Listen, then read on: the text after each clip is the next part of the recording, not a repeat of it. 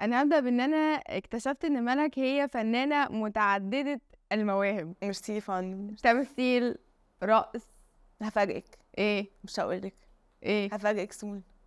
performing، انا بحب performing arts عامه بشكل عام، اوكي. سواء تمثيل، امم اي حاجه فيها expression، امم رقص، مزيكا، اه غنى. ففي اي حاجة لسه ما نعرفش عنها hidden talent؟ لا، عملت اخراج قبل كده، اوكي. رقص، تمثيل. رسم. ايه ده؟ ايوه، ايه ده، شايف فاكره ازاي؟ وقت المدرسه، ايوه دي حقيقه. فيعني في بحب اللبس فاشن ان جنرال، ايوه بحب برضو. شخصية ارتستيك جدا.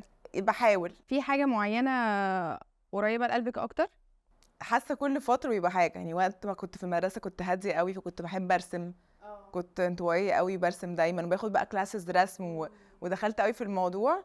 وده اللي خلاني بعد كده ادخل ابلايد ارتس. بس في المدرسه بعديها ابتديت ارقص، لما ابتديت ابقى اكسبرسيف اكتر ابتديت ارقص هيب هوب واخد كلاسز برضو. بعد كده كنت بحب اللبس، وكنت نفسي اخش فاشن ديزاين، ما جاتش فرصه قوي عشان مامي ما كانتش عايزاني اخد، يعني اطلع بره واخد جامعه بره. قعدت تقولي لا لا، خدي كورس خدي كورس. في الاخر ولا خدت كورس ولا حاجه، ودخلت ابلايد ارتس. عجبني قوي موفينج ايمج، وانه تخرجي وتعملي ستوري تيلينج عامه، انك تخرجي حاجه وتبقى بتقول ستوري يعني. بس وبعد كده ده اللي خلاني اعرف ان انا عايزه تمثيل. اوكي. بس التمثيل هو الالتيميت خلاص يعني. لو انا خيارك بين التمثيل والرقص مثلا؟ ما انا برضه يعني ما هو الرقص هعمل بيه ايه دلوقتي في كوريوجرافرز وكوريوجرافي عامه، زي ليلى غالب وناس كتيره قوي مثلا. ففي يعني زمان كانت هوبي، على ايامي كانت اللي هو الناس واخداها هوبي اكتر. دلوقتي شغلانه، انك تعملي مثلا في ميوزك فيديوز، في اعلانات و بس انا وقتها باك ذن ما كانش عندي الفكره دي. بحب انا اعملها، بقول لك احطها مثلا في فيلم، احطها في ميوزك فيديو عامه يعني، بس تقولي انك بشكل كنتي ما. اوكي، يعني في فن في الموضوع كده كده لازم اساسي. كنت بتقولي انك كنتي انطوائية، ما زلتي؟ آه اسمها introverted extrovert تقريبا، صح؟ صح. انه لا بالعكس، هتلاقيني حبوبه قوي، بحب اتكلم مع الناس وبحب اقابل ناس جديده. بس في ايام لا، انا مش عايزه اكلم حد، مش قادرة اشوف بشر. مش قادره اتعامل، ما بحبش مم. البني ادمين. يعني بجو من بحب الناس قوي، لا ما بحبش البني ادمين. عندي الاثنين شويه. مش عايزة اشوف مخلوق ما قدامي. حدش يكلمني النهارده، واصحابي حتى يكلموني اللي هو مش برد، ويقولوا لي احنا بس عايزين نطمن انت كويس. انا كويسه الحمد لله، ميرسي باي. ببقى اوكي. في الايام دي شويه. اوكي. والسفر بقى؟ السفر، ياه. اول مره سافرت لوحدي انا فاكره كنت، كان وقتها بروجرام في الجامعه ورايحه المجر. مامي كانت موصلاني وكانت خايفه قوي، قعدت توترني ان انا هتوه ومش هعرف اعمل حاجه لوحدي، لدرجه عيطت. اتوترت قوي. فمن الوقت ده، دي كانت اول سفريه اخد التجربه دي، ان انا اسافر لوحدي، اكل لوحدي، قاعده شهر. ففكره فين اهلي، فين اصحابي، it gets lonely. بس حبيتها قوي، حبيت قد ايه انا مرتاحه ان انا اكون اوكي مع نفسي، اتبسط مع نفسي، اتفسح مع نفسي واتفرج على الحاجات اللي حواليا. غيرتني. يعني دي كانت اول السفر مره. لوحدك خلاكي تتغيري فعلا؟ غيرني completely. من شخص ممكن يعيط لو قعد شويه لوحده، لشخص انا اوكي قوي مع نفسي. وبالعكس، دلوقتي مثلا بقيت لما اسافر سفريه مع اصحابي بقيت حاسه انا هسافر لوحدي عشان اعمل الحاجات اللي انا عايزاها دلوقتي بقى خلاص. اوكي. لا اكيد طبعا، ده حلو وده حلو. حلو اه انك تسافري مع اصحابك، ليها متعه معينه، وبرضه ان انت وانت لوحدك you get to experience السفريه بشكل مختلف. اكتشفتي نفسك اكتر بقى في السفر؟ اه عرفني مم. كتير عن نفسي، خصوصا اخر سنتين. ايه بقى؟ اقول لك، يعني اول حاجه قد ايه فعلا شخصيتي اتبدلت، من مش مثلا من بعد المدرسه، لا يعني اختلفت 3 مرات، من مدرسه لجامعه للشغل دلوقتي.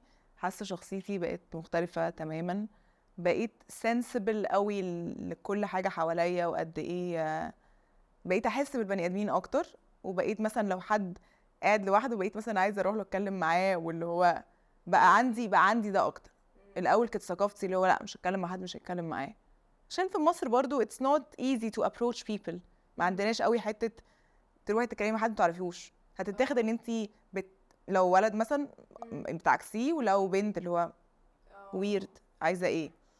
بس فخلاني اكتر اللي هو برمي نفسي كده في الدنيا واشوف ايه اللي يحصل.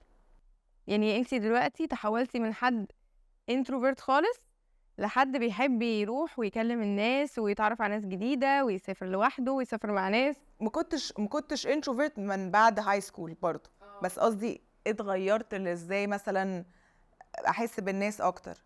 بقيت زمان مثلا وانا عارفه في هاي سكول بتكوني برضه في حته كده اللي هو لو حد ضايقني انا عايزه اضايقه، دلوقتي لا، انا مش عايزه اصلا اكون surrounded باي انرجي مضايقاني. برضه I learned اني let go. زمان كنت ببقى اللي هو، او مش زمان، مؤخرا بقالي فتره بقيت اتبع الطريقه دي، انه لو انرجي او طاقه معينه انا مش عايزاها في حياتي تبقي دايما متمسكه عايزه الناس دي، بس اصل هم ما بحبش اخسر ناس. لا، it's fine, it's okay. لو مش في حد عايزه بيديكي طاقة معينة خلاص. وحشه، انا مش عايزه كده في حياتي. مش لازم نبقى متمسكين بالناس just because احنا عايزين نبقى ما نخسرش حد. بقيت اوكي قوي مع مشيان الناس، يعني بقيت accept it اكتر. الاول كنت ببقى angry قوي مثلا لو يعني جدي الله يرحمه لما توفى، لا كنت angry قوي اللي هو لا وايه ده. دلوقتي بقيت اتفهم انه خلاص that's life و I'm just going with the flow اكتر، relaxed اكتر. يعني يبقى عندك تصالح مع الفقدان عموما. بس دي حاجة مش سهلة خالص. بس مرتاحة كده اكتر I guess. طب لو توصفي ملك في كلمة واحدة تبقى ايه؟ طبعا مش حاجة سهلة يعني، مش بعرف ناخد خالص كل مش بعرف خالص اتكلم عن نفسي. الكومبلكسيتي دي بس اكتر حاجة يعني I اكتر think صفة. دايما بقول اظن ان انا شخص حقيقي قوي، يعني real حقيقي. I can't fake it. حتى لو عوزت اللي هو اعصر نفسي ليمونة، واللي هو لا ما بعرفش. دايما اللي هو انا كده ودي طريقتي وبس. بس صعب ان الشخص يكون كده يعرف برضو يبقى ماهر وشاطر في التمثيل، لان التمثيل انت بتلبسي شخصية مش انت خالص، او بتتقمصي دور مش انت. ليه بس حاسه بالعكس، يعني بحس ولا ان ملوش علاقة؟ التمثيل ده اكتر شغلانه محتاجه تبقي حقيقيه فيها، اكتر شغلانه تبقي صادقه فيها. فبالعكس تبقي صادقة مع نفسك عشان تعرفي انك تتقمصي الادوار احساسك التانية. بيبقى حقيقي. يعني انا في اللحظه دي انا كل كلمه بقولها انا حاساها. فبالعكس محتاجه تبقي حقيقيه، محتاجه تبقي مش فيك. يعني زمان بالعكس كنت فاكره زي ما انت تقولي ان التمثيل ان انا افيك شخصية تانية. بالظبط. وفي على فكره في ناس بتاخد الابروتش ده في التمثيل، اللي هو اخليكي تصدقي ان انا حاسه كده. لا، انا مع مدرسه انا فعلا في الثانيه دي حقيقتي وانا مصدقه ده. بس ده مش عارفه يعني. طب بالنسبة لك ايه هو النجاح؟ يا ايه ده، كنت لسه بفكر اصلا في الموضوع ده. النجاح هو بالنسبه لي انه انجح في حياتي واخرتي. اللي هو دايما الناس تبقى مركزه انا عايزه انجح في شغلي، لا انا عايزه اكون ناجحه في شغلي، عايزه اكون فريند كويسه، عايزه اكون بنت كويسه، عايزه اكون at some point زوجه كويسه، وعايزه اكون لربنا انه عبد كويسه. مش I wanna have it all. اكيد طبعا الكيكه عمرها ما تبقى كامله، بس عايزه على قد ما اقدر أأدي في كل حاجه في حياتي. عشان الاكذوبه اللي الناس بتقولها بتاعت ان انت محتاجه تساكرفايسي حياتك عشان انت كفنانه توصلي.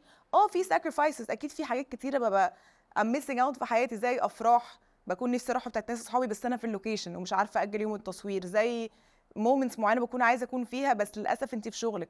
بس ده مش معناها ان انا مش هاكسبيرينس لايف عشان انا عايزه انجح قوي وعايزه دي اكتر من اي حاجه. ده بالنسبه لي اكون فشلت في حياتي بشكل، لانه ايه الحلو ان انت تنجحي بشكل فظيع بس ما عندكيش حد اصلا تشاركي معاه اللحظه دي. فكده بالنسبه لي لا، دي خساره. I feel sorry for الناس اللي مش عارفه تعمل ده في حياتها وشايفه انه لا انا حياتي هي شغلي مش شايفه حاجه غير كده وهدوس على اي حد عشان اوصل لده. لانه مؤخرا في تلاقي انستجرام بيحسسك سكسس از مش عارفه ايه وكلام كده هوكس.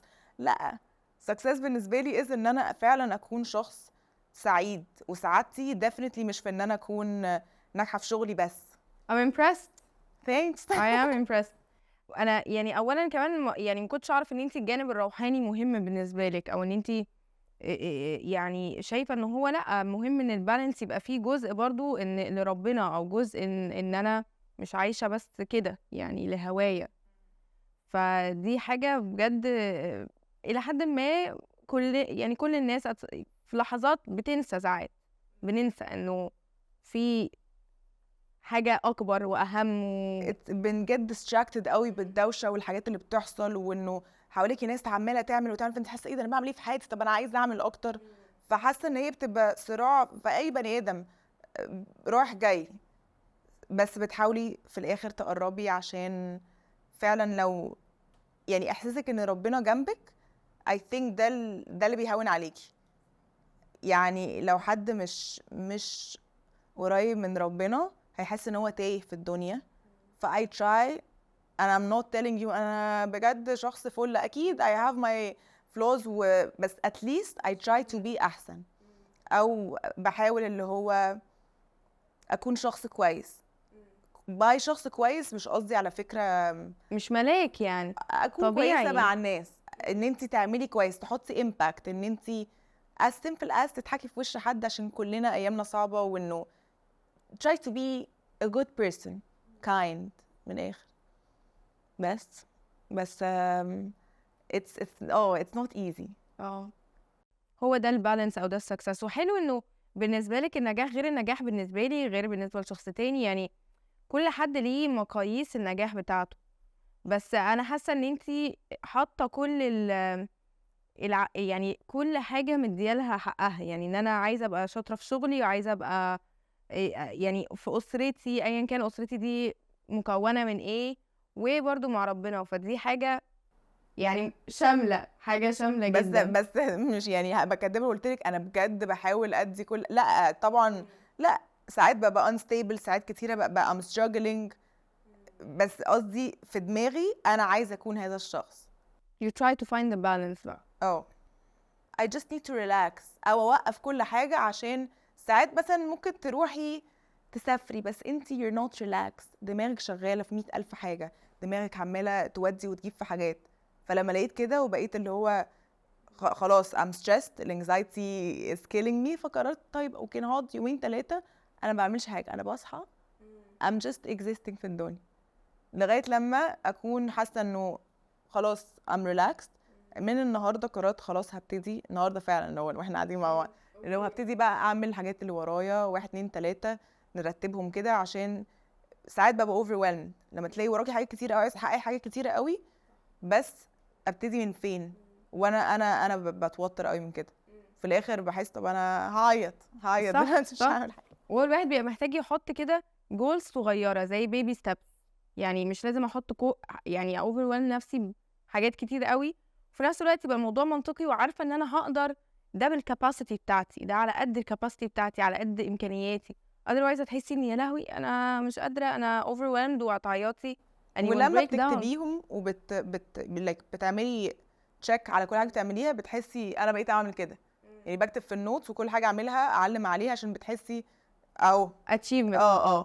بالظبط نجاحات بسيطه في اليوم. اوكي، طب وعلاقتك مع الفشل عامله ازاي؟ فشل عموما يعني كلنا بنفشل في حاجات يعني، بس فشل في علاقات، فشل في شغل، فشل في اي حاجه. في ناس بتستقبله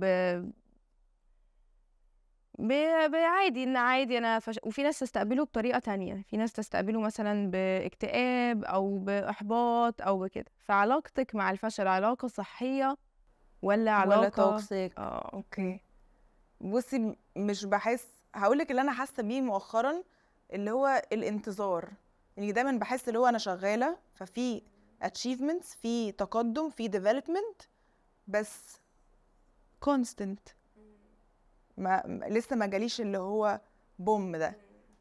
فالانتظار بقى ده كان زمان بيقتلني، دايما الناس تقولي بطلي استعجال بطلي استعجال، ودايما بحس طب ما انا بحاول يا رب ليه الحاجه مش بتكمل، يمكن انت مش كاتبها لي، يمكن مش ده المفروض الطريق اللي انا اكون فيه. وبعدين حسيت لا I think انه بس it takes time، عقبال ما الحاجه تتعمل، عقبال ما توصلي اللي انت اللي عايزاه، just believe انه ده هتوصلي له، عشان ساعات بنكون نفسنا في حاجه بس احنا من جوانا مستكترينها علينا، او خايفين ان احنا بالظبط خايفين، او مش مصدقه ان انا اوصل لها، فبالتالي عمري ما اوصل لها. فبقيت بحاول اخد الابروتش اكتر البوزيتيف، اللي هو انت شغاله اتجاه حاجه دلوقتي بتعمليها، مثلا بروجكت معين it's taking شويه وقت 8 شهور سنه، تمام، بس في الاخر هيطلع، وفي الاخر هتكوني الى حد ما يقولي مش هينجح، ممكن you never know، او مش شرط ياخد النجاح اللي انت عايزاه. بس بالنسبه لي خلاص حاجه خلصت اللي بعده، فمش بشوفها فشل، بشوفها one step closer. لانه اكنك بتبني بتبني بتبني وفي الاخر بتاخدي الريزلت. مش شرط تشوفي ريزلت دلوقتي، بس خصوصا في الفن بياخد وقت قوي. يعني اي حد مثلا في كوربريت انت عندك بتروحي الشغل الساعه 9 بتخلصي 5 6 مش عارفه عامه، وخلاص بتاخدي اخر الشهر المرتب بتاعك. فانت وعندك سلم معين الكارير باث ماشيه عليه، يعني باين واضح سنه أكتر. وبتروح بتبقي كذا، سنتين وان انت ترقي تبقي كذا وهكذا. في ده لا، انت ممكن تقعدي تشتغلي بالسنين وبعدين فجاه تلاقي نفسك ضربتي.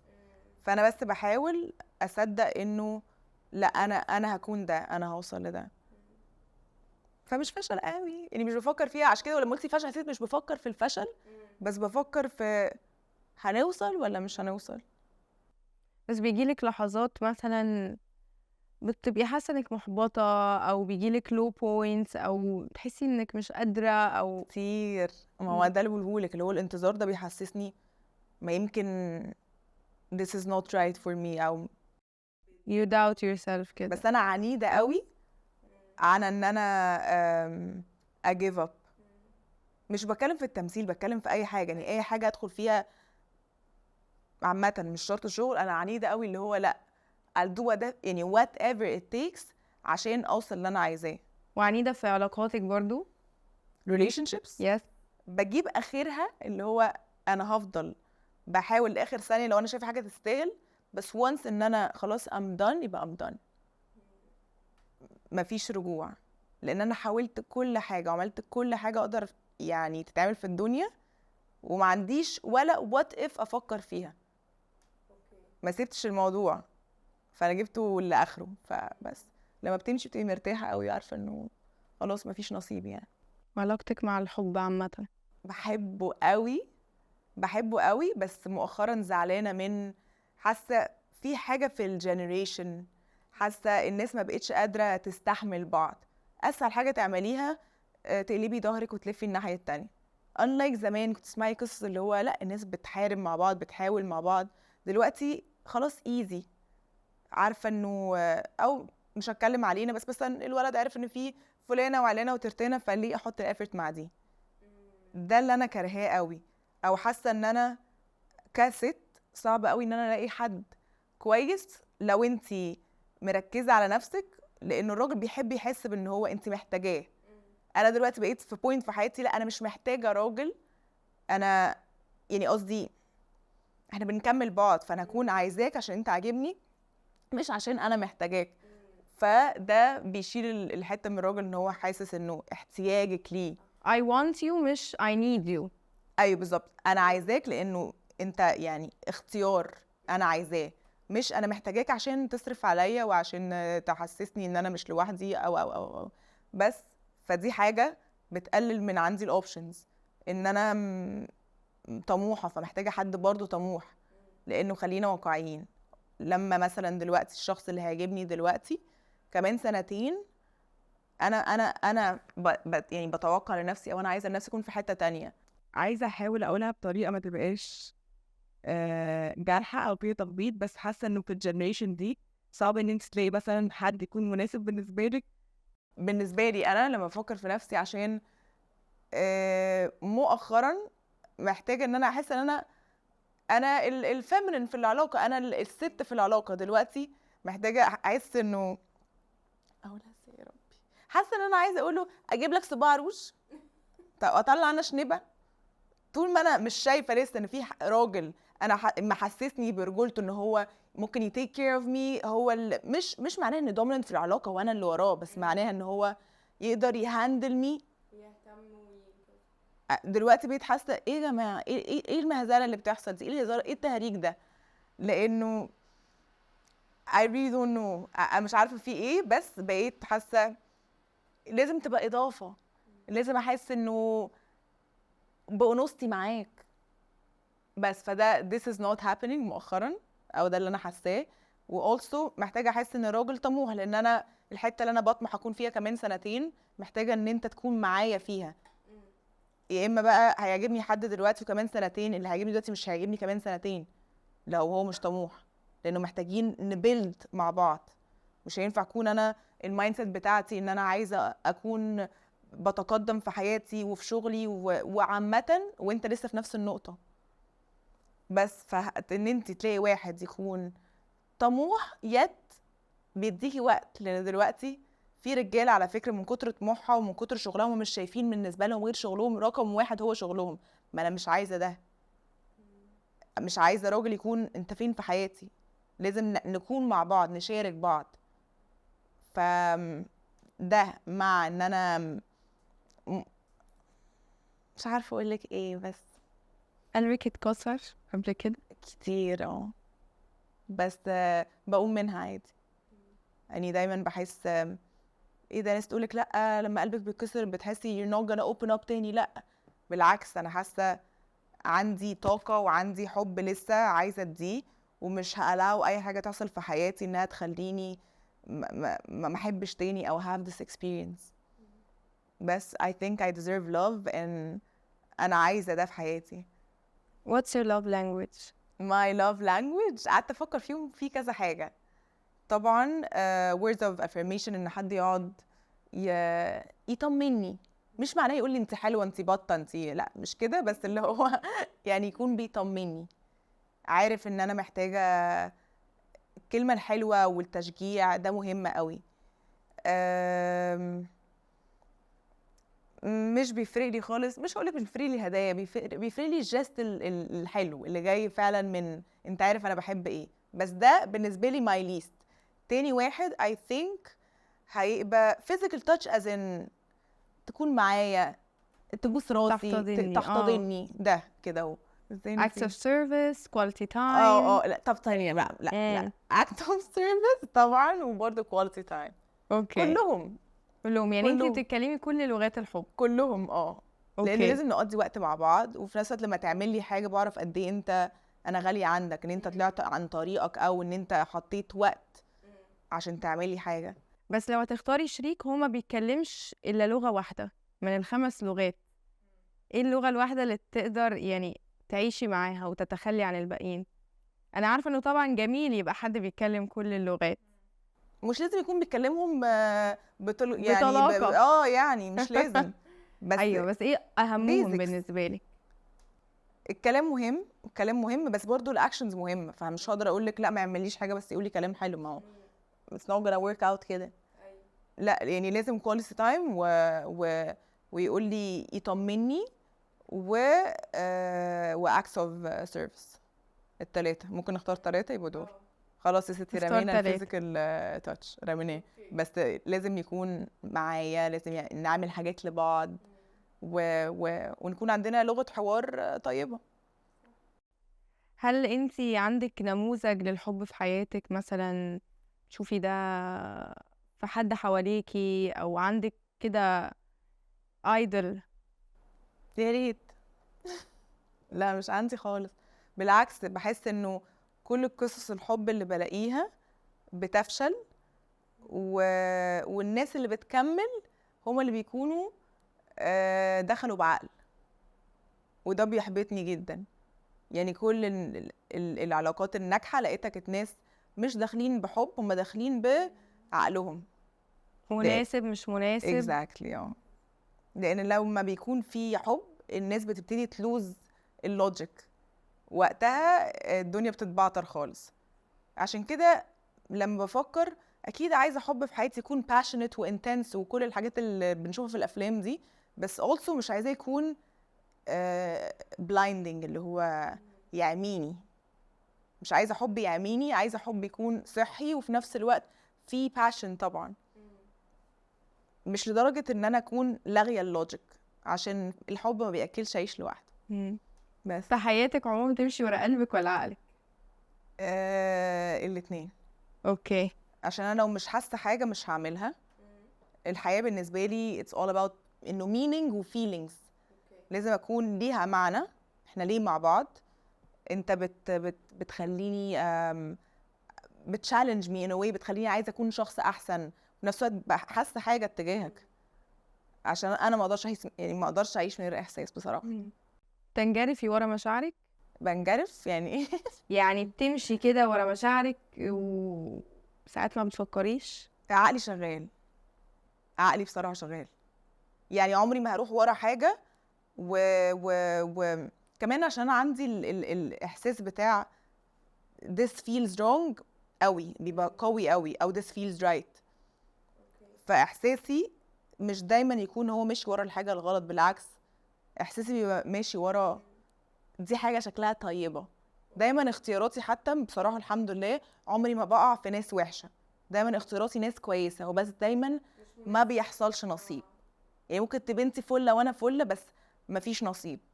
بس عمري ما بروح ورا ده شخص وحش بس بحبه، لا. ده مؤذي اموت فيه، لا ما عنديش ده خالص. عشان كده اوكي. بقول لك عقلي شغال، ومش ان انا بحب بعقلي، مش this is not what I meant، بس اللي هو برضو مش معمية completely.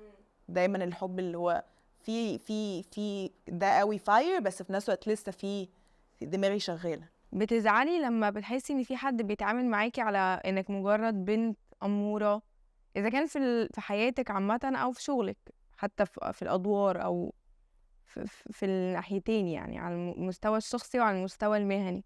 تعالي نقسمها 2. لو بنتكلم في الشغل I don't mind لغاية لما يجي الوقت اللي يكون فيه دور challenging، وقتها أنا هثبت نفسي. فبالعكس I don't mind تخلي الناس تفتكر كده، عشان دايما الناس بتربط فكرة ان مثلا بنت شكلها مش بطال ببنت غبية. I don't mind لو الناس عايزة تشوفني كده لغاية لما بالظبط يعني هثبت otherwise. بالنسبة في حياتي I don't attract الطاقة دي عامة بشكل عام. يعني عمري بقابل ناس بتبقى مشدودالي للwrong reasons. بحس قوي بطاقة الناس، وبالعكس مش هضيع وقتي مع ناس اصلا بالسطحية دي او التفاهة دي. دايما بحس good energy بتattract good energy بس. ودي الطاقة اللي انا عايزاها في حياتي، وما عنديش مساحة لتضييع وقت في حاجات ملهاش معنى. لو انا اديتلك جهاز يقدر يمحيلك اي ذاكرة في حياتك، ايه هي الميموري اللي هتختاري انك تمحيها؟ ممكن مش عايزة كنت اقول لك وفاة جدي لانها كانت صعبة قوي، الله يرحمه، بس في نفس الوقت دي غيرتني قوي لحاجات احسن. بقيت شخص حساس اكتر، بقيت وعارفه اقول لك حاجه تضحك شويه، حاسه ان هي ساعدتني في تمثيلي، خلتني more open. ف في يعني مش عارفه ازاي تقلب بالعربي، بس في كبرت اكتر من بعد ال الوفاه. بس لو اكيد انا عايزه اشيل حاجه، لا احب ان هو يكون معايا دلوقتي وبيشوف انا بعمل ايه في حياتي، ونشارك بعض زي ما دايما بنعمل. هيرحم يبقى ندير. لا it's fine. it's fine. okay. براحتك. لا خلاص. take your time, it's okay. كنت يعني دقيقتين يعني لا بحس نفس الإحساس على جدتي برضه، بحس الله يرحمها. نفسي إن هي كانت تبقى شايفاني دلوقتي أوي. بس انا بعمل حاجات كريزي بقى، يعني انا اه. بروح مثلا ازوره مره كل مره بتاعت انه وقت وفاته، ويا لهوي بقى على القصص اللي بعمل بيكنيك يا بنتي، واقعد واحكي واتكلم. انا بقول يا لهوي لو حد سمعني تبقى مصيبه. مش عارفة أقول ايه. سرحتي فين؟ لا ما سرحتش، بس حسيت I just want you to feel okay. I'm good. اوكي. لا العياط عندي ده بونبوني عادي. اوكي. يعني بنعيط انت بنضحك على شخصية طول emotional. قوي اوكي. بزياده، مم. و I like that. يعني مش مضايقني. حساسة، بتحسي. او بحب قوي فكره ان احس، لانه I'd rather ان انا اكون شخص حساس عن ان انا اكون شخص روبوتك قوي ما بحسش حاجه. بالعكس الإحساس ده نعمة كبيرة أوي قوي الصراحة. قوي قوي وبتحسي بالناس اللي قدامك. قوي. ما كنتش كده زمان وانا صغيره، ما كنتش كده. كنت بتعامل مع الناس اللي هو ما كنتش حساسه. انت هنقول فعلا ما كانش بيفرق لي احساس الناس وانا في المدرسه، ودي حاجه لاحظتها بعد كده. ومع كل ما كنت بكبر لا بقيت بحس اكتر بالناس، لدرجة مثلا لو موقف حصل في الشارع مثلا، عسكري مثلا تعامل مع بنوتة صغيرة بطريقة وحشة ولا يزعق لها وكده، لا بتأثر أزن ممكن أعيط. دي الذكرى اللي انتي نفسك ان هي تتمسح.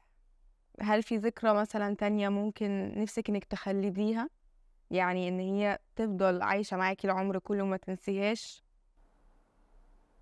في ميموريز كتير حلوة بس مش قادرة أجيب لك دلوقتي مفيش واحدة. واحدة اللي هي مش قادرة بتتحفر قوي جوانا. أول ما قلتي لي حاجة عايزة تشيليها افتكرت على طول، بس لما قلتي لي طب مومنت نفسك تفضل forever عطلت. دي نقطة غريبة. تحس ان النيجاتيف اظن بيعلم اكتر، او مخنا تنز ان هو تفوكس على النيجاتيف. عشان أيوة. كده بيقولك لما تكوني عايزة حد يعمل حاجة، طفل حتى، ما تقوليلوش ما تعملش، قولي له اعمل كذا، اعمل كذا. لان النيجاتيف بياخد too much attention دايما. I think دي الطريقة اللي احنا مخنا is wired. فعندك حق. شو نكدين يعني. سنة صغيرة سنة. انتي تختاري عموما الحب ولا التفاهم؟ لو تختاري ده او ده، تختاري الحب ولا التفاهم؟ ان احنا نبقى متفاهمين بس مش شرط يبقى بينا الحب الفظيع، ولا يبقى مفيش تفاهم بس فيه الحب اللي هو تفاهم بس انا مش بفانكشن كده. I can't. حاولت قبل كده انه كان في حد فعلا ما شاء الله عليه شخص فظيع فل بيحبني جدا، وهو بجد من وجهة نظري لا مفيهوش غلطة، وبقدره جدا وبعزه جدا وبحبه جدا وما اقدرش استغنى عنه، بس انا مش عارف. لازم يبقى فيه حب بالنسبة لي قوي، واحنا للاسف مش بنختار بنحب مين. الناس بتبقى فاكره انه انا بحبه عشان هو كذا وكذا وكذا وكذا وكذا. لا انا كده بحب I like the idea بتاعته، او بحبه وبيحسسني ايه وايه وايه وايه وايه، انا بحب هو بيحسسني ازاي على نفسي، which is حاجات مش وحشه. انا بس بقول انه لما بتحبي البني ادم مش بتحب، يكونش فيه سبب. مش بنقعد بقى نطلع اصل هو كذا فانا بس. then again ايه بقى، هل ده الحب اللي انا شايفه انه يكمل؟ الله اعلم بقى، دي حاجات في علم الغيب. هي فعلا يعني بس تقدريش تعيشي من غير الشغف ده والاحساس اللي هو الفاير باشن. هم بيقولوا انه بيروح. ما انا كنت جايالك بقى. هم بيقولوا انه بيروح بس وانا عايزه اعرف هتعملي ايه بعد كده. ليه؟ ما انت ممكن دايما تريفايف ده. يعني هو اختيار. انا بصحى كل يوم بقرر ان انت شريك حياتي وبحبك وعايزه اعمل لك حاجات. اكيد في ايام مش هبقى طايقاك، مش عايزه ابص في وشك. هي يعني اختيار. انا بقرر انت شريك حياتي عشان انا بحبك وبحبك بكل حاجه بقى، emotionally mentally physically. بس فلو مش دول مش موجودين، انا بس شايفه انه بحب دماغك، طب ما نعمل بيزنس مع بعض بقى، ما تيجي بقى نفتح شركه. ده رايي يعني. تؤمني ان في سول ميت؟ سول ميت واحد بس يعني؟ لا بصراحه، مع اني بقول لك رومانسيه جدا بحب الحب، بس لا. اوكي شايفه واحد ده احنا بصي كام حد على الكوكب، اه فانه واحد بس لا. حلني بقى على ايه، في اي بلد ده ولا في اي حته؟ ايوه لا ففي سول ميت. في ناس يو كان ماتش معاهم وتحبيهم. مالك عندك اي insecurities شكلا يعني؟ شكلا او يعني حاجه انتي يعني كتير قوي بيبقى فيه نماذج لبنات كتير أمورة جدا وجمال وكل الناس شايفاهم كده، بس هما insecure. لا ما I'm not insecure، بالعكس I think I'm very confident ومبسوطة الحمد لله باللي عندي، ودايما في room لimprovement، بس I have insecurities سواء شكلا. كل البنات كده، وشخصية وايز أكيد في حاجات. يعني هقولك شكلا مثلا عندي في حاجات العبيطة اللي هو نفسي شعري يبقى أطول، نفسي مش عارفة مثلا، مش عارف الحاجات البنات العبيطة دي. مش البنات عبيطة، قصدي الحاجات اللي هو little things اللي احنا كبنات بنفكر فيها مع ان ما حدش شايفها. وعندي حاجة مثلا، عندي عظمتي هنا طالعه اكتر من دي، لان انت جسمك مش سيمتريكال، يعني مش سيمتريكال سوري، في بيبقى حته اكتر من حته. فدي دي بتضايقني، لان مثلا ممكن ابقى عامله كده فحد يقول لي في حاجه هنا، لا دي عظمتي. وحتى كنت بفكر اللي هو طب اعمل ايه، في ناس بتكسر ضلوعها وكده، مش هعمل كده اكيد، بس بتضايقني انها بتوجعني، لو ساعات لو حد مثلا خبطني فيها بتوجعني او كده، فدي دي بتضايقني. بس عندك رضا بشكل طبعا عموما؟ الحمد لله على كل حاجه. الحمد لله الحمد لله. لا ما شخصيه بتتأثريش وايز بالبيوتي ستاندردز ومقاييس ومعايير الجمال اللي بتتغير ولا بتطلع كل شوية عمري كنت لغايه لما مؤخرا، لان برضو انستجرام بيوصل لك، بيعرف ان واي يوصل لك من كتر ما انت بتبقي سراوندد بناس شكلها حلو قوي وكله بتحس ايه يا جماعه انتوا طالعين من كتالوج. مره كنت بعمل شوت وكان حد صاحبي هو اللي بيصورني، وفجاه قال لي ايه ده حلو قوي الصور، وكان مبسوط قوي وكده، وانا فجاه عيطت قلت له انا مش شايفه اللي انت شايفه. ابتديت احس انه زي هنقول insecurities، بس اخدت 5 minutes وبحاول ان انا ما ركزت في الاحساس ده، عشان دايما في الاحلى، دايما في الاذكى، دايما في الاحسن، مش هنخلص. بس انا اللي اقدر اعمله ان انا اشتغل على نفسي واحسن دايما من نفسي. عشان كده شخصيتي لا مش حاسه انه لما قلتي شكل قادره اقول ايه اللي I'm insecure فيه في شكلي، بس كشخصيه دايما بحاول لو حاجه مش احسن حاجه، طب ازاي ممكن احسن ده، حتى لو مش هتتغير completely بس ازاي ممكن احسن منها، ازاي ممكن اشتغل على ده. ثيرابي عمري ما رحت، بس I'm considering ان انا اروح، لانه فعلا بيفرق قوي في شخصيتك وفي سلامك الداخلي يعني.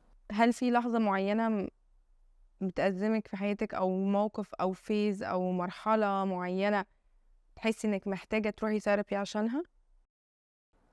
وقت وفاة جدي حسيتها قوي، بس كنت بعند انه لا انا اكون كويسه، وبقيت الحمد لله كويسه، بس it took me كام سنه، وقت ممكن أطول. بالظبط كانت ممكن تبقى اسرع لو كنت عندي التولز ان حد يقول لي ازاي اتعامل مع نفسي. مهما كنتي ذكيه وعارفه نفسك وعارفه قد ايه انت، يعني قصدي فاهمه مشاعرك، محتاجه like you need مش help بس guidance. انت شاركتي برضو في مسلسلات كتير، يعني سوتس ولعنة الكارما والطوفان زوجة كذا 18 انهي بقى كاركتر او شخصية مثلتيها كانت اقرب لشخصية ملك في الحقيقة؟ اقرب لشخصيتي ولا واحد كان شخصيتي، بس دايما باخد حاجه، مش دايما الشخصيه محتاجه ان انت تعملي لها تغيير شامل يعني ساعات بتبقى حته مني، بشوف ايه الانكومن ما بيني وما بين الشخصيه وبشوف ايه اللي مختلف وبعمل الاختلافات، واللبس مع الميك اب مع كل ده بيبقى عندك حد completely مختلف. انا عشان عارفه نفسي ببقى عارفه اوكي دي تطلع من ملك في حتت صغيره، فبتشوفي ايه الحاجات اللي common و you build on it. لان مش لازم تبقى كاريزمتك برضو بتبقى في شخصيتك. فلو الدور مثلا مش واحده مثلا مش واحده مثلا فلاحه، مش محتاجه ان انا امحي شخصيتي completely، فساعات بجيب حتت صغيره بتبقى اللي هو مش ما اتضايقش يعني. وانا هسألك اسئلة سريعة كده مش عايزاكي تفكري، يعني طبعا حاجات هتلاقيني 5 دقايق ليه سريعة برد عليكي. لا سريعة وتلقائية. خلاص مش هنفكر. اوكي. الشهرة ولا المال؟ شهرة.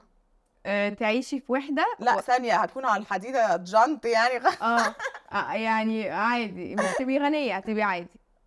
لا انا مش فارق فلوس قوي. اصل الشهرة معناها نجاح، يعني بتدل على النجاح، ولا شهرة وخلاص؟ لا شهرة انك شهرة مشهورة كدابة. سوبر ستار يعني. ايوه شهرة كدابة، ولا شهرة عشان انت ناجحة في اللي بتعمليه فاتشهرتي؟ لو دي فشهرة، عشان كده قلت شهرة. اوكي فلو كده شهرة. اوكي تمام. هو صعب، سؤال صعب. ولا قصدي it depends، أيوة. فاهمة قصدي؟ اوكي. تعيشي في وحدة ولا تعيشي مع ناس ما بتحبيهاش؟ مش عارفة، لوحدي خالص اتكلم الحيطان يعني كاستوي. لا يعني مش مثلا عايشة في كهف، بس عايشة وما عندكيش أصدقاء بس بقى بتكلم مع ناس عادي. طبعا. لا بس وحيدة. وحيدة. لا خلاص اقعد لوحدي، اصل الناس مش طايقاها. لا قولي. اعيش لوحدي. بس ارغي مع ناس بقى اصحاب عادي مش قريبين بس كده. اوكي. انت عموما بتوبن اب، يعني انت من الشخصيات اللي بتعرف تفتح قلبها للناس وبتحكي لاي حد وكده؟ اوكي ماشي. السؤال اللي بعده، علم مرهق ولا جهل مريح؟ الجهل مريح تصدقي. يعني احسن لك حاجه يعني ما تبقيش عارفاها، ولا انك تكوني عارفه بس لا يعني حاجه تتعبك؟ ignorance بجد is a bliss. تشوفي المستقبل ولا تقري افكار الناس؟ لا لا لا هقرا افكار الناس هنتجنن بقى في الاخر. هنتجنن. شوف المستقبل. ولو شوفي المستقبل ايه اللي هيحصل؟ هتسهل عليا طرق كتير بقى، خلاص ما ندخلهاش بقى. صح، عارفه انا رحت يعني خبطت بس ان انت تقعدي تسمعي كلام الناس، لا انت هتتعبي نفسيا وهتعرفي مين بيتكلم عليكي، هتلاقي كل الناس تتكلم عليكي اصلا من ورا ظهرك، فانت هتتعبي يعني. مين اكتر شخص ملهم بالنسبه لك؟ كارتست يعني ارتست او على المستوى الشخصي برضو؟ فنيا في مصر منى زكي، عامة جاريد لاتو بره مصر يعني قصدي.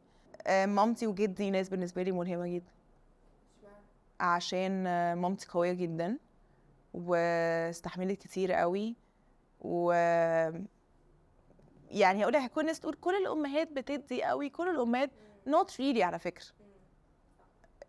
يعني لا الحمد لله I'm thankful for my mom جدا جدا جدا.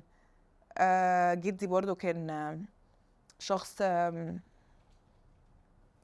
يعني فعلا زي ما انت قلتي ملهم، اللي هو كده اللي هو بيinspire me بقد ايه هو بيسمع للناس وبيساعد الناس، وقد ايه هو شاطر في شغله، وفي نفس الوقت ازاي ممكن يبقى بيساعد كله وهو واقف ستيل محدش بيساعده. فاهمه قصدي؟ علاقتك بمامتك عامله ازاي؟ اقرب حد ليا في حياتي. عاملين زي الاخوات جدا وقريبين قوي، بحكي كل حاجه لمامي، يعني مفيش حاجه. يعني اقول لك حاجه، التربيه كانت بالنسبه لي ان هي عودتني ان انا كل حاجه بحكيها لها، فبالتالي عمري ما هعمل حاجه ما اقدرش احكيها لمامتي. اتكسف اللي هو اتكسف اعمل يعني الحاجه اللي مش هقدر اقولها لها، فمش هعملها لاني مش هعرف اخبي عليها. فكانت علاقتنا طول عمرها كده دايما مع بعض. طبعا علاقه البنت بمامتها غير علاقه الولد بمامته. البنات تبقى نائر ونقير شويه، بس في اخر اليوم لا يعني انا بس لو حد قرب لمامي اكله I would kill فعلا عشان الست دي. ولا انا ولا حاجه من غيرها، literally ولا حاجه، هي عملتني. فلا علاقتي بمامي رهيبه. دورها في نجاحك ايه بقى؟ اكتر حد مديني سبورت، وحتى لو هي ما تفهمش، خلي بالك في عالم التمثيل كانت بتحاول تشوف انترفيوز وتفهم ايه الدنيا دي عشان تحاول تساعدني. وعلى قد خوفها ده على فكره كان ساعات بحس ان هو بيشدني لورا، لانه لما هي بتخاف انا بخاف، لما هي بتبقى خلاص ولا يهمك وانا في ظهرك وكده ده بيديني بوش اكتر ان انا ابوش لقدام. ففي الفترات اللي هي كنت ببقى خايفه من كومنتس الناس و ده كان تعبني انا نفسيا، لان هي لو زعلت مثلا اكيد طبيعي كأم بتزعل لو لقيت مثلا كومنتس شديده شويه على بنتها، طبيعي it's not easy. فلما بيكون هي عليها متضايقه قد كده انا بتضايق قد كده. مؤخرا بقيت في حته بحاول انا جلدي يتخن شويه، عشان لو انا عايزه اكون في الاندستري دي، لو انا عايزه اكون في مجال الفن عامه، محتاجه فعلا ما اسمعش ولا يفرق لي النويز اللي حواليا ده عامه. وهي بقت فاهمه ده قوي وواعيه ده قوي. بس وعلاقتك بباباكي؟ برضو كويس قوي، صحاب قوي. وبابي بالعكس بابي بقى انشف شويه من مامي في الحته دي، دايما يقول ايه ما يفرقلكيش، احنا عارفين انت ايه وعارفين انت متربيه ازاي. ففي الحته دي قوي وبنحكي برضو كل حاجه. بابي is more انه fun، فاهمه قصدي؟ مامي بتبقى مامي في الحته اللي هي قلقانه وكونسيرند بالظبط ايوه بالظبط. فاهمه. انتي متخيله لما تكوني هت... هتكوني زي مامتك بالظبط، ولا you would do things differently؟ حاسه من جيل لجيل بتفرق. دايما بقول لها كده، يعني هي بتقول لي لا كلكم بتقولوا كده بس هتبقوا برضه بتقلقوا وبتخافوا، وهي بتقول لي كده. بس لا يعني في ابروتش. هقول لك حاجه مثلا انا بلاحظها، انه هم في الجنريشن بتاعتهم في الايجو بتاع انا مامتك وانا صح ولازم تسمعي كلامي وكده. وانا حاسه وده حقيقي طبعا لازم اسمع كلام مامتي. انا بتكلم انا علاقتي مع عيالي ان شاء الله لو في نصيب، انه هكون اكتر اوكي مع انا اسفه. فكره انا اسفه مش شرط اكون دايما صح، not necessarily صح. مش هاخد الموضوع اللي هو عشان انتي بنتي فانتي لازم تعملي، وانا في ايجو شويه طبيعي. انا فاهمه ده جاي منين، بس انا مش عايزه اكون مور. ما هي مامتي صاحبتي قوي، مش عارفه اشرحها لك ازاي من غير ما تفهميني غلط. مامتي صاحبتي قوي، بس في حته الامهات بيبقى عندهم او الاهالي واحنا كبرناك وكذا واحنا اهاليكوا فكذا فاحنا صح. مش شرط، لانه فعلا من وقتهم لوقتنا حاجات اتغيرت خالص. بس انا مش بقول الواحد ما يسمعش كلام اهله، بالعكس انا هفضل دايما بسمع كلام اهلي نو ماتر بقيت فين او سني ايه. بس قصدي الابروتش اللي انا عايزه اروحه اكتر افكر هل انا فعلا صح. ممكن اتيك ستيب باك عادي وابص مع عيالي اللي هو لا تصدقوا كنت غلطانه فعلا كذا. اكون اوكي مع more open. انا مش اكون بيرفكت اكيد، احاول اكون مع ان انا اكون understanding واتفهم. طب انتوا ايه مشاكلكم؟ طب ايه لو هم زعلانين ومتعصبين في ايه، قبل ما افكر انتي متعصبه ليه، فاهمه؟ احاول افهم طب ده جاي من فين. ولو هم زعلانين طب اوكي هاجي على نفسي دلوقتي انه البيهيفير اللي حصل ده مش عاجبني، اشوف مالهم وبعدين نتفاهم بقى. تعالي هنا بقى 1 2 3 ما ينفعش. هنختم الحلقة بتايم كابسول، بس هنبدأها ب Dear Future Husband. بما ان انت بتحبي الحب وشخصية رومانسية، فقلنا يعني نخليها تبدأ ب Dear Future Husband. Dear future husband انت فين؟ بعد اذنك لو انت بتتقل ما تتقلش، عشان انا مش هعمل first step لاني old fashioned. شكرا. دي رسالة موجهة دي. خالص. بس فعلا حاسه انا مش شخص عمره initiate حاجه.